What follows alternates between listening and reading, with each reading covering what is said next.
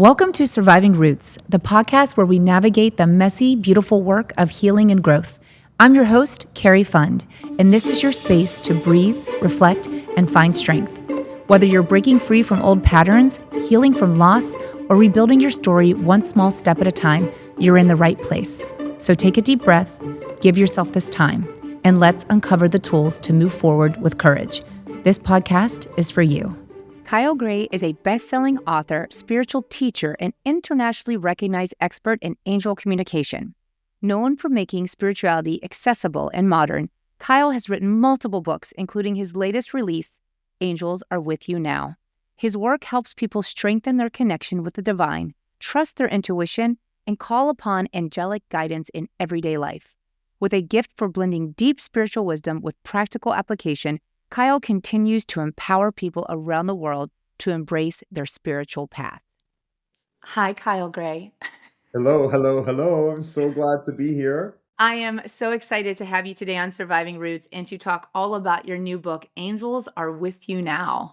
Yes, How are you so feeling excited. today? I'm doing good. I brought my bone broth with me. I Oh, was like, you know, I was just saying before we came in here, I've been on a bit of a podcast marathon recently. yeah. And when I was shown your page, like, oh, would you like to go on this person's podcast? I just got a full body yes. Ah, I could feel like the healing that you offer, I could feel that. And that's why I was like, I'm going to take my bone broth to this conversation. I just feel like I'm going into like a really tender space here. yes, it's definitely a tender, like safe space. And you know what? I'm really grateful and honored by your words. Tomorrow's my birthday and I'm born on Valentine's Day. Oh, And for somebody nice. who it took a long time to learn what self-love was, my husband was like, "What do you want for your birthday this year?" I was like, "I don't need anything. I'm getting the opportunity to speak with Kyle Gray and to learn about his new book and connect with such an amazing human being. Like, you're my gift this year. I'm grateful for your time." Happy birthday, Carrie. Thank you so much, Kyle. Well, I have to just share with everyone that's listening that a couple years ago, I attended the Hay House I Can Do It event in Orlando, and I Florida. saw you on Nice. stage with Gabby Bernstein and Mel Robbins. And when you took stage, I was just blown away by everything you talk about with angels and spirituality. And it really shined a spotlight on my own journey because so many of us work on the physical aspect of ourselves and even the mental, but we don't realize there's such a spiritual component. And really, they all, I feel like, work together. We merge So for sure. after seeing you speak, I got to work on my spiritual connection. And when I saw that another new book is coming out, it's dropping February now. Angels Are With You Now. I just want to dive right in and talk Right. all about this book for you.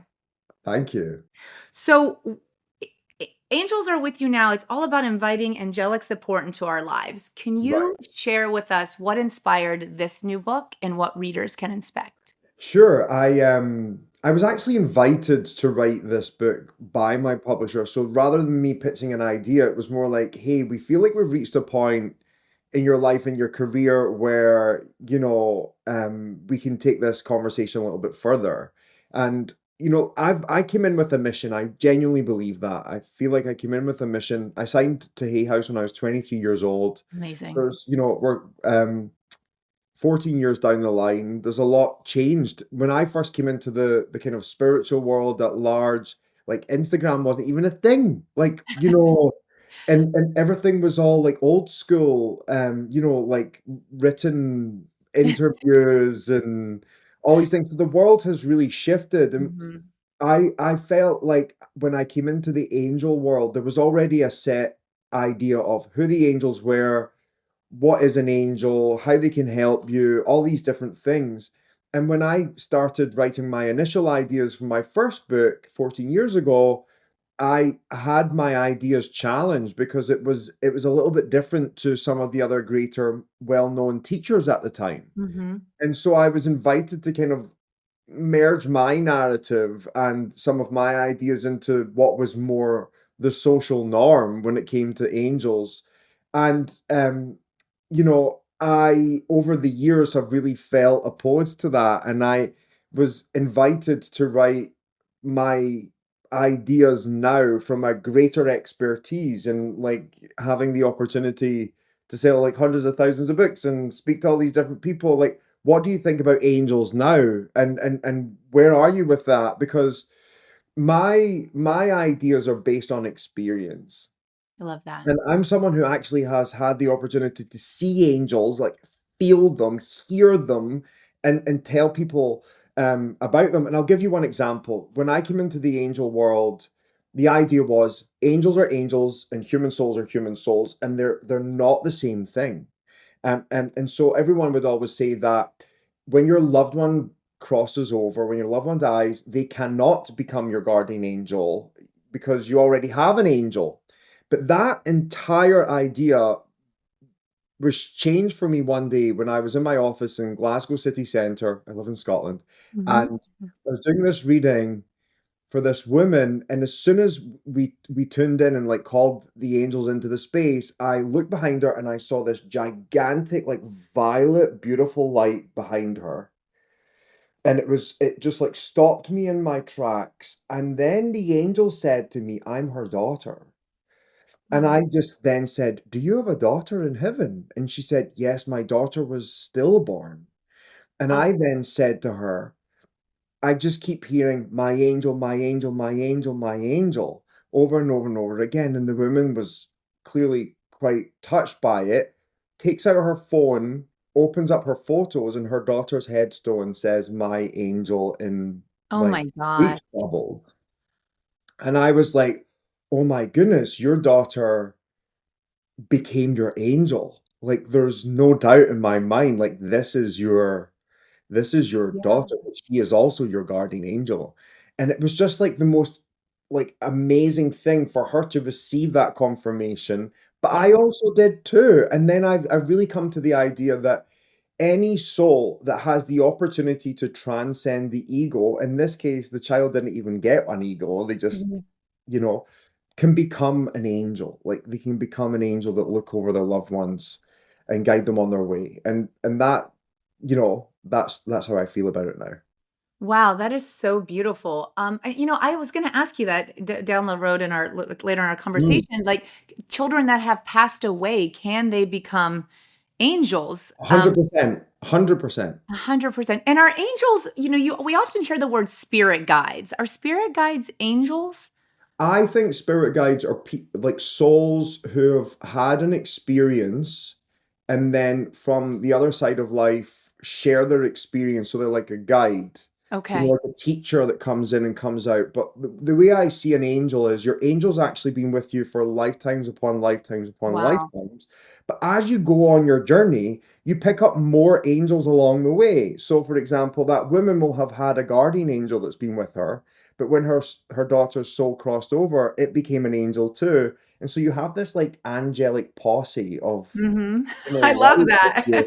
But I yeah, love so that you bring this modern spin to this. You have this angelic posse. I love that. right, and the reason I've kind of strayed away from the spirit guides conversation is that a lot of people out there are like, my spirit guide's a Native American, and it felt a little bit iffy for me. I was always a bit like, well, that's not really your culture, and it doesn't always feel good, and of course, everyone always tells you like, "Oh, my spirit guide's Egyptian or Native American." Anything that seems like, Pagan. fancy. Yeah. But I've always went with the angels. It just feels safer to me, and it feels more within reach. And I was one of those people that I was brought up in a Christian household, and I've just like God has never been a question for me. It's always been a yes. And so when I learned that angels were just the messengers of God, and that everyone has one, and they love you even in your darkest times, like something about that just felt so real for me. That's so beautiful. Thank you for sharing. And honestly, it's a lesson and a reminder for all of us that we're never truly alone, even in our darkest moments when we feel that we're so alone or we're the only one going through something. We Mm. have this angelic posse, like you said, we're never truly alone. Right. And the only thing that stands between you and the support of your angels is a prayer. Is a prayer. Yeah. I love that. Do you have is it any kind of prayer? Do you have a special, prayer or even meditation to Yeah. increase our connection to angels? So that was another thing with this book. I took all the meditations out. I just like Okay. took all the work out. I was like, this does not need to be difficult. Okay. The Love that. moment you tell your angel about an issue, but your angel can see everything, knows everything, is going through everything with you. But we're hardwired, as you know, as Mhm. humans, to be alone or do it on our own or to figure it out on our own. Yeah. And the only difference between all one and alone is an L, right? Like that's Yeah. it. There's not much a difference between that. So the moment you tell your angel um, about a situation is the moment you invite them in. So even though they can see it, they're not in the conversation with you until you tell them about it. So I always just say to people, even though like that church boy in me has learned to pray in a really formal way, I also pray in a really open way, like, hey angel, like I'm finding this really difficult today. Yeah. I'm inviting you into it with me, Wow. like you would a therapist or a best friend, or it's just like I'm inviting you in here with me. And then the moment you say that, you change from all alone to all one. Like that's it. Wow, that's really powerful and actually not a lot of work. At It's any moment, not. we can I do feel like that. it needs to be less complicated. I love that because I think the life can be complicated and hard enough. So, cutting out all of the work and just being able to say it out loud and invite an angel in, that's really simple and beautiful. If you really want the formal way, one of my favorite prayers is thank you, angels, for laying your hands of light on this situation. That's it. Oh, I love that. Did you hear that, everyone? Yeah. Just like I love the idea of an angel just placing their hand on the situation and Yeah. in that moment guiding it. Yeah. That's beautiful. Well, you do mention that you don't have to be religious or even a believer to experience angels. So for everyone that's listening that might not be religious or isn't Mhm. connected to, let's say, if God or the universe, Right. what do you say to them? So this is something that I have been trying to work on because I would say I'm non-religious now, but I have a spiritual practice. The only difference between spirituality and religion in my eyes is religion is someone set rules about how you get to God, and Mm-hmm. spirituality is your own, like that's it. It's your own experience. That's the only difference.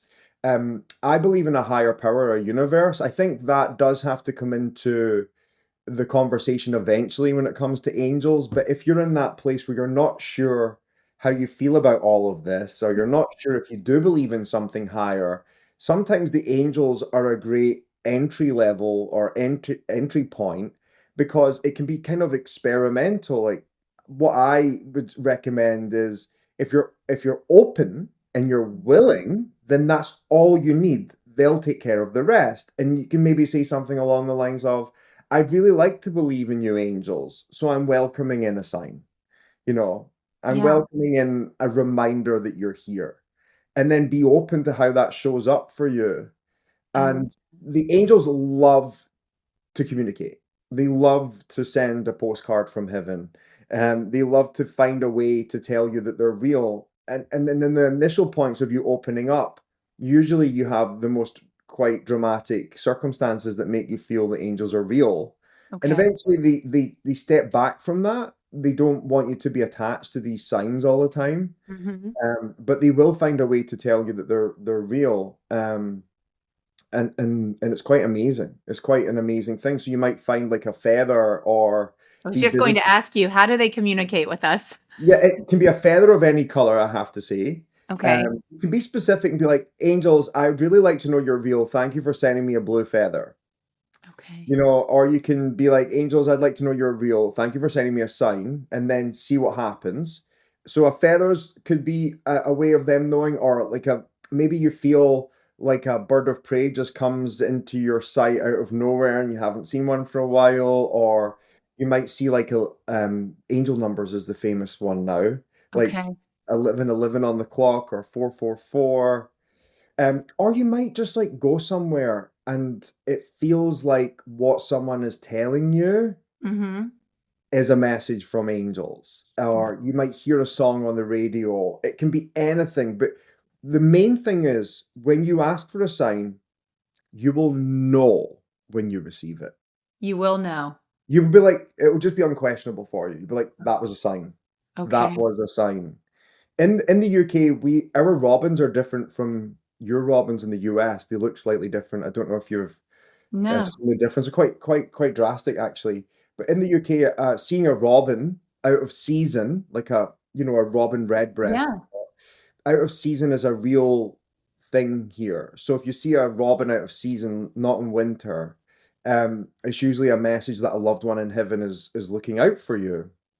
So a few years ago, my mother and I joined Costco, and uh, I still and have not been one to one yet, and I heard it's amazing.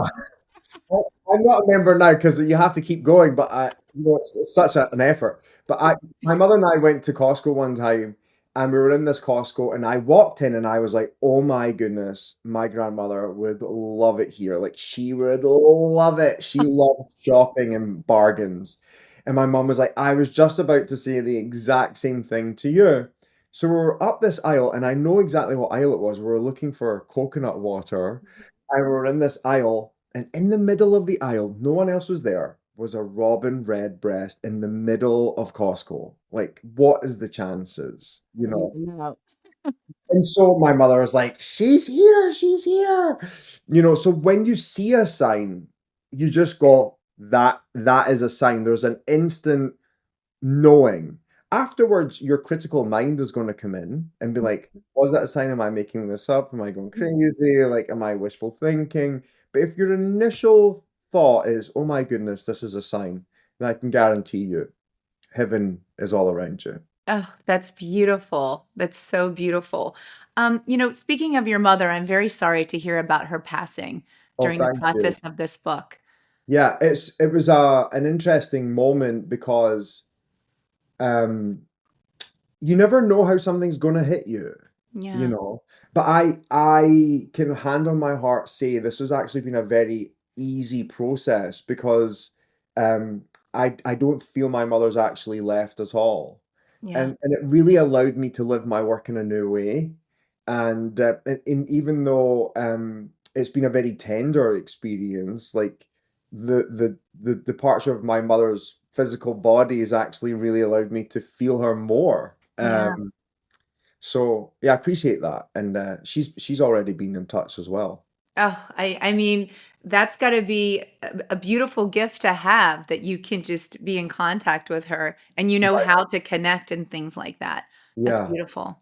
I don't know if you saw the I did a little video on the password, but my mother and I had a password growing up. So my parents divorced really young, and my mother and I had a password. So if my mum couldn't pick me up at school in time, like if a neighbor picked me up, they Yeah. would give me a password. So if it would be a neighbor I hadn't seen for a while or out of the norm, they would go, "Hey Kyle, your mum's asked me to pick you up," and then they'd say the password, and Hmm. the password was sausages. Well, And that's so pretty random that a stranger wouldn't just guess that. So I love your mom for doing this because I do something similar with my children, but that's yeah. amazing sausages. Right. So the night my mother passed away, I called my friend who's a interfaith minister and a dear family friend and knew my mother, and she was like, I'd love to. I said, "Hey, could you do my mother's service for her?" And I was like, "I don't want to do a funeral. I'm going to do a celebration of life. It's going to be at night, not in the day." Like I told her how it was going to go, and she said, "That sounds amazing." And she says, I was thinking about that time I came to visit your mum about 10 years ago, and she was telling me this story about you when you were younger, that you would only eat these little sausages. And she's like, why do I keep thinking about that story over and over and over again? And I was like, because that's my mum's password. She told me that when she got yeah, so what happened was just before my mother passed away, she said, "Do you remember the password?"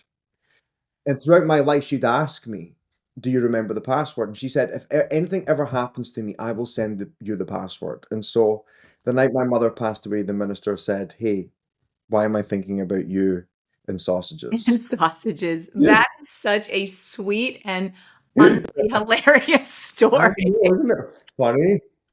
Of all the things she could have chosen, Of all sausages. the things, I mean, yeah, I gotta rethink my password. You have a password with your kids? I have a password with my kids. Oh, that's amazing. Yeah. Don't tell Oh me my it. gosh, I almost shared it. That's Don't terrible. tell me it. Don't tell it. Yeah, No. don't tell it. I almost shared it. I forgot that I was gonna be, I don't know, sharing those with a ton of people. Yeah, I have a password. I'm old school like that. I like to call myself a recovering helicopter mom, but I just think the world gets crazier and crazier, and It really does. It I really it does. really does, and especially with social media, and I think people with any kind of, negative or bad intentions, if they're always watching, even when we're sharing only what we wanna share online and things like that, Mhm. um, and I'm very protective of, like, my personal life, and I don't share, like, where we really live or where my kids go to school, but, I don't know, I just think a password is just an extra little Right, and layer of protection. even though you can text these days and all that, there's just something really special about There something is. between you and them, and no one else knows it. Yeah. It And really is. in moments of need, if you need to send someone to them or whatever, and that Yeah. person said they're gonna know, Yeah. that Yeah. you've sent that. So that's really special. I And think look it's a how really special it is for you now. right, and now I'm like 37 and I'm still getting the password, Oh my so god, I love that. As a mom, I just love that. yeah, Well, you had a spiritual encounter at just 4 years old with your grandmother's soul when it right. visited you. Can you take us back to that moment and at 4 years old, like, your understanding of that? And did that Right. moment really sort of, I mean, you were only 4, but how did you come to this being your purpose and your path in life? I don't know if you know how much you know, but when I was little, when I was around 3.5 years old, I got a flu virus, and the flu virus became something else, and I ended up being paralyzed for about 6 months, and Wow, I didn't know that. it was called Guillain-Barré syndrome, GBS, they Yeah. call it. And a lot of people actually got it after the COVID thing. Really? Yeah, really strange. So I hadn't heard about it for years, and then loads of people were getting it. So it's like a nervous system autoimmune response, and to protect itself, your nervous system kind of causes paralysis in the body. And at the same time, my mother's mother was living with us in her family home. She had cancer. She was also in a wheelchair. So we're both in wheelchairs in the same house at the same time. Oh my gosh. And we created this like excellent bond between us. But I was also a really nosy kid, and I loved to know everything that was going on around me. And because I couldn't run from room to room, I would imagine myself doing it. I would run into the kitchen and see what was on the stove. I would like close my eyes and listen to my parents speaking and hear every conversation. So I like had this heightened awareness. And then I remember a few months down the line, I started to learn to walk again.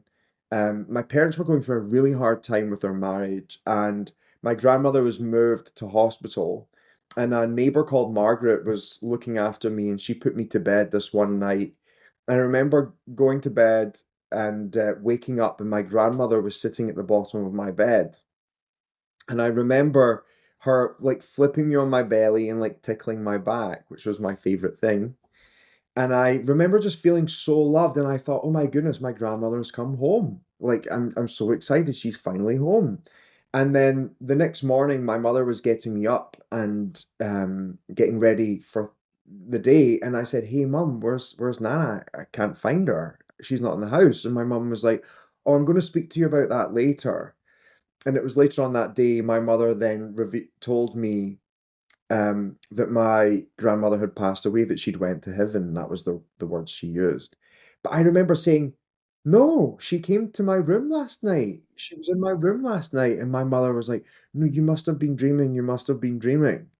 But my grandmother had actually passed away. And upon reflection, I think that me heightening my awareness of going beyond the room was Yeah. actually me tuning into beyond the sight.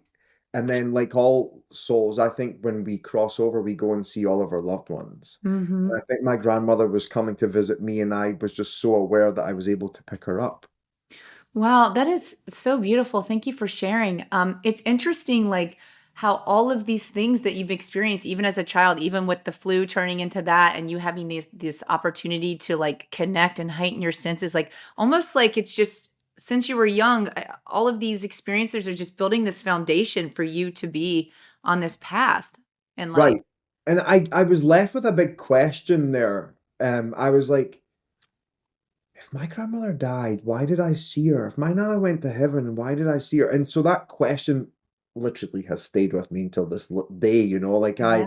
always had that question, but it was when I got to my teenage years and that I started to really look into the unseen and the supernatural. And, you know, it was all kind of inspired by this TV show called Buffy the Vampire Slayer, Oh which I yes. remember. Yes. I'm still obsessed with it. I never got over it. My Um, gosh. and she's coming back. I just heard she's coming Is back. it? Yeah, she's coming back. My God, so many things I did not think we would be talking about today. Sausages, Buffy, like I love it, Kyle. I love it. Yeah, it's amazing. So yeah, Buffy came on TV, and they were like working with crystals and all that, and it got me interested in the unseen and energy healing. And then eventually, a family friend had said to me, "What about angels?" And I had said, "Well, I'm a little bit opposed to angels because a few weeks earlier, my Sunday school leader, who happened to be my cousin, because my Mhm. mother's sister married a pastor, so like it was that connected." And they had said to me, "Kyle, it's God or Buffy. You can't have both." And I chose Buffy. So like I had been in this like weird space where I had kind of like left religion behind. And then someone says angels, and I was like, that seems religious. I don't really like that. And the person said, "No, angels are more than that.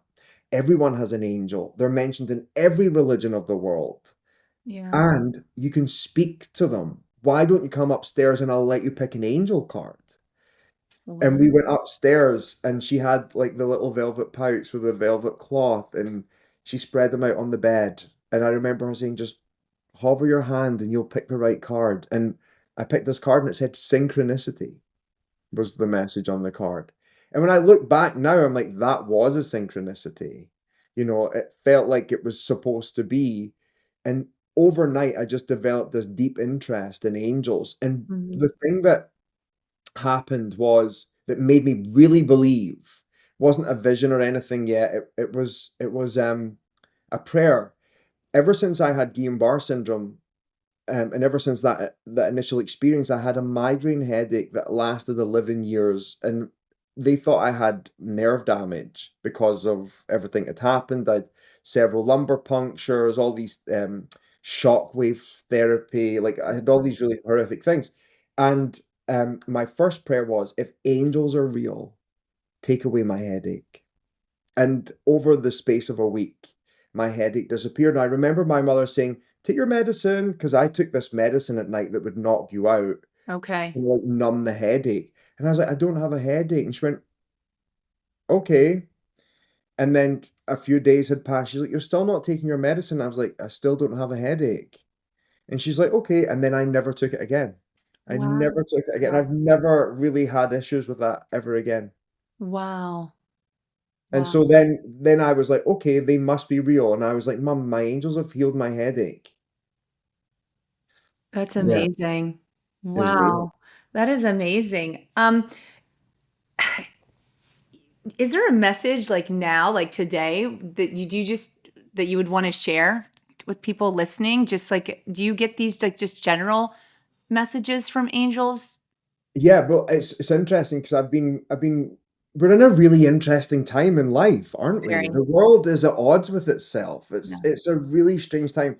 And I've been really careful about that because on the internet you say one thing and people are I mean, I was speaking about broken hearts online and someone's like, "I know you're speaking about like the president." And I was like, "Well, I'm in Scotland and we have our own problems. Like, let me just talk about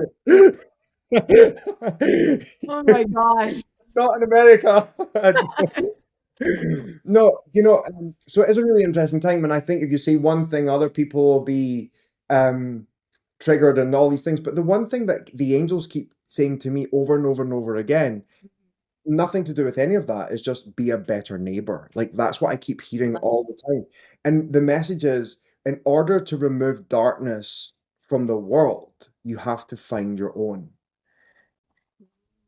And so the angels keep saying that over and over and over again to me, and it's like anything that you've hidden in darkness, anything that you've repressed, anything that you're hiding or avoiding, like that's contributing to the uneasiness of the world. And the only way you can find your light is by stepping into your truth. Like that's it. When you lean into truth, the divine will handle the details. Like that really is what I'm getting. So I keep hearing, be a better neighbor by leaning into your truth. And so I'll give you an example in my own life. I've had a bit of a challenge with a personal relationship recently, and it's someone who I genuinely love, and I Mm. but there's been a little bit of uneasiness, and I was thinking about it, and I was like, "If I don't tell them how I really feel, it's gonna be a disservice to me, but it's also Mhm. a disservice to them and also to the world because they deserve to hear truth." Yeah. And I think that's how we can be a better neighbor. It's like, "Hey, how can I share this truth with you in a loving way?" Yeah. I 100% agree with you on that. I've been on a healing journey probably, well, it I started can when I was feel that. I've been on a long healing journey. It started when I was, I think, 14, and when I actually tapped into intuition, and I was like, "Who is that talking to me?" And it was just, it made me just sort of say things out loud and make a decision in my life that shifted a lot of things. But I've been on a healing journey for a long time, but it wasn't until the last couple of years when I really started dissolving the shame and just turning the volume up on my voice and saying my truth out loud, whether it was just me and standing in front of a mirror or me on this podcast or on my platform. Just leaning into truth has helped me take such a shift in my life and help me just sort of dissolve all like the shame and the guilt and things that just have Mhm. always been stuck to me for so long. So I'm a big believer in leaning into truth, and I love that you share that. You know, it's interesting when we were coming in here, I could feel that your angels being part of your healing journey, whether that's something you've acknowledged or not, that I feel like your angels are super proud of you. I love And I feel like you've really landed in a place where you're more yourself than you've ever been ever. in your entire life. And I think that's one of the greatest gifts any parent can give their child Yeah. is just like being authentically yourself. And Yeah. the one thing that was really obvious to me that I could feel in your field was like the way you see yourself and speak to yourself is radically different to where you were before. You know, it feels to me like there's been a shift in how you see you. Yeah. And Well, that's an incredible vision shift, you know. yeah, it feels so just beautiful and light. And yeah, I just think little by little showing up and being consistent and doing the work, and honestly doesn't even feel like work anymore. I have such joy with like the little rituals that I do every morning, and just sort of keep shifting forward that it just feels good to just be yourself and to say things out loud and to lean into truth. And I wasn't even doing it for myself at first. I was doing it to be the mom I never had to my kids and to give my kids the childhood they never had, because I don't want them to have to, in their 20s or 30s, be healing from their childhood or be diving into self-help. I want them to have all these tools in their light like Right. activated now as they go through life. So no You're matter what doing that. life I can feel brings, it. no matter what life brings. Speaking of relationships, I'm just dying to know, like, as a spiritual leader and teacher and having a personal life, what is it like being friends or in a relationship with you when you're connected to like angels and spirits? Do people get intimidated or uncomfortable by that? It's funny you say that because I actually went out with a family friend recently, and their daughter was coming with their partner, and their partner could not look at me in the eye, and I was like, "Gosh, that person's really uneasy with me," and I was like, "Oh my goodness, I don't know what I've done. Have I said something?" Like, you know, that way. And Yeah. then the next day, my friend called me and like, "Oh my goodness, so did you notice this person was being really weird with you?" And I was like, "Yes." And like, they were terrified in case you could see anything. I was like, "No way." I was just wondering, like, I wonder what it's like being like in a relationship or friends with you. Like, are you constantly just like Yeah, wondering what Kyle's yeah. seeing? The person I was dating now, and like when I first started hanging out with them, I started picking up names and all that straight away. And I was like, who's this person? They're like, that's my mother. I was like, oh, I can't get their name out my head. Like, Like just like constant. So it doesn't happen all the time, but when I'm close with someone and he wanted me to like pick it up. I yeah. started like hearing all these finer details. Are you like, can we just watch a movie? I don't want to Yeah, talk about I'd rather it. just go and get a pizza now. Oh my gosh. Well, I mean, talking about what we were just saying about like with the world and everything going on, Mhm, you've mentioned about like raising our vibration and connecting with positive energy can mhm. help us be connected to our angels. What are some simple daily practices for everyone listening? How we can raise our vibration and shift to more positive energy? I know when you hear that, it can be like, oh, like everything just needs to be positive. I think like raising your vibration doesn't always have to be like super fluffy. It can just be about being real. Like Being that real. is the one thing. But my practices are pretty intense. I have a gratitude practice. I love like writing down the things I'm grateful for. So the basic things. Yeah. And also just like sitting in silence. I don't know if you do that. Oh, that's been a big game changer for me is waking up every morning, writing. It's almost the same thing I write every day as 5 or 6 things that I'm really grateful for and Mhm. just sitting in silence. Right. Because in order to hear our angels, we have to hear ourselves. And so Mhm. you have to give yourself space to do that. And so just like sitting in silence has been a real shift for me. But like just even if you're not ready to maybe go to that level. Like just the general things I always say to people, a podcast a day, like Yeah. listening to something to educate yourself, like being open to receiving that, or 10 pages a day of something positive. Like it doesn't have to be crazy hard work, you Yeah. know? But the other big thing I always say to people is in order to raise your vibration, you have to ask yourself this question every single day that's I think is a game changer. Where in myself am I holding back my love from today? And it Ooh. might be like your belly, it might be how you reacted at dinner last night, but there's always a part of ourselves that we're holding our love from reaching. Yeah. And that's something I work on all the time. Like, where am I not letting my love reach right now? And how can I do that? Wow, that's a beautiful perspective, like a perspective, a way of looking at that. I Yeah. love that. I love that. So if someone's listening to this podcast and they're buying your book because they can't wait to read it, what's Mhm. one thing you want them to know like as they start their spiritual journey as become getting connected with their own spirituality? Right. The most important thing I'll say is you don't need anyone gifted or special between you and the divine. You can go direct. My job will be successful when you don't need me. Like that is the goal. So when I was writing Angels Are With You Now, my entire goal was just to remove all the blockages and the barriers that stand between everyone and angels. And angels aren't going to like show up at night out of a puff of smoke or a blazing light in your bedroom and terrify you. It's just going to be subtle reminders that you are not alone and that help is available to you. And that's really it. That's my entire purpose here.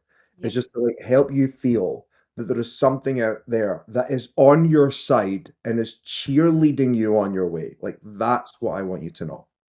I love that. I love that. And as we read Angels Are With You Now, is there anything particular you really want readers to take away from this incredible new book? Like to really pay attention to or look out for? I think the first thing is just to get rid of like this need it's going to take lots and lots and lots and lots of work. Yeah. I think it's a lot more subtle than that. But one of my favorite things about this book is I speak about is the ability to attract angels rather than just calling on them. So a lot of people out there um will have heard that you can't be helped by angels unless you ask them. But I have met thousands of people across the world now who've told me that they didn't necessarily believe in angels, but an angel appeared to them, or they felt an unseen hand pull them from stepping off the sidewalk and they were Wow. saved. Like how many we've heard loads of these stories throughout the years. One of my favorite ones was this lady, she was driving up the highway. It was actually in Florida, and Okay. she was driving up the highway, and a voice said to her, "Change lanes now, change lanes now." And she heard the voice, and she's like, "Okay," and changed lanes. And then ahead of her, this truck just Wow. like flipped. And so she got this and she like, stepped out safely. So it was amazing. So there are these moments in people's lives where an unseen presence helps them, but they've not called in that. So there's a few ideas that I have here. The first one is many of us are still being protected by the prayers of our grandparents. Wow. Like I love that. I Like love them. that's, It's beautiful. like I know my grandparents were super into that. So they definitely made sure I was protected. So I think those prayers are still protecting me. But also, I have found that many people's good deeds are also attracting angels. So what I've found is that we can say, "Angels, thank you for helping me," but we can also do good things, and our good deeds attract the angels Mhm. towards us, and our angels protect us in that regard. For example, um, just after the COVID thing, I did my first back on tour moment in the UK, and I spoke at this giant festival called the Mind Body Spirit Festival in London. It's Yes. huge, it's so amazing. And during my talk, this woman was like waving and waving from the audience the whole time, and I was like, "Would you like to share something?" She's like, "Yes, I'd really love to speak to you about this. I've been desperate to ask you this for years."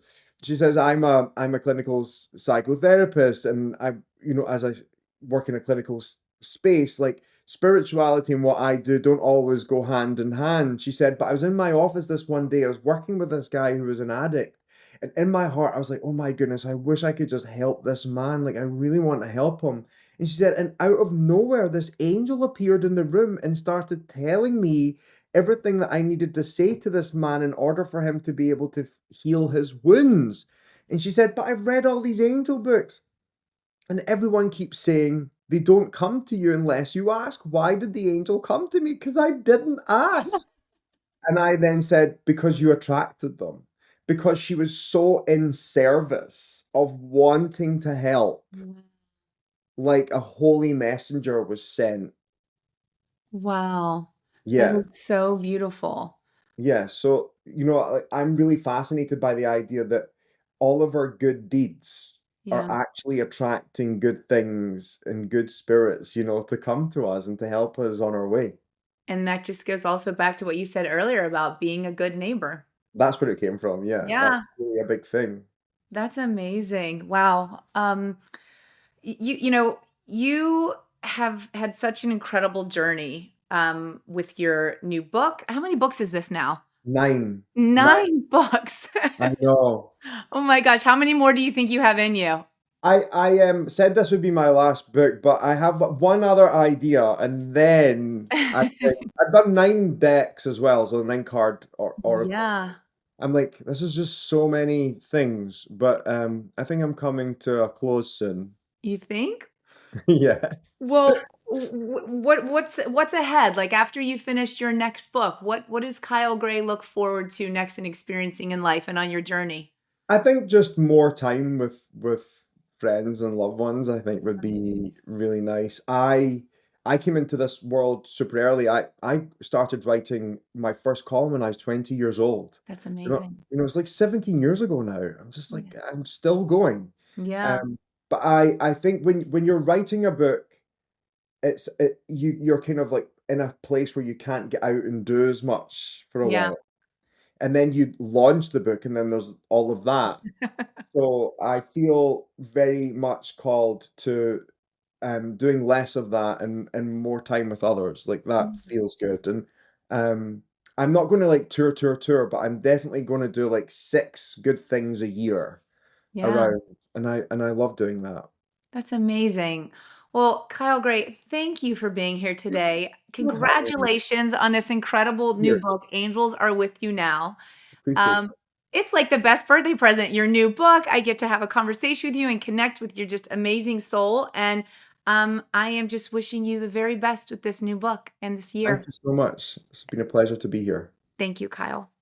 Thank you for joining me for this week's episode of Surviving Roots. I hope it gave you something meaningful to carry with you. Let's keep this conversation going. Find me on Instagram at carrie.fund, where I'll share more from the show. Don't forget to subscribe, leave a review, and share this with someone who needs it.